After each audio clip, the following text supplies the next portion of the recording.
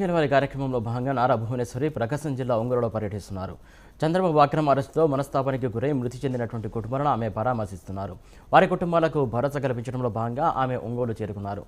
ముక్తి నూతలపాడులో మృతి చెందినటువంటి సూదనగుంట వెంకట్రావు కుటుంబాన్ని పరామర్శించి చెక్కును అందజేశారు.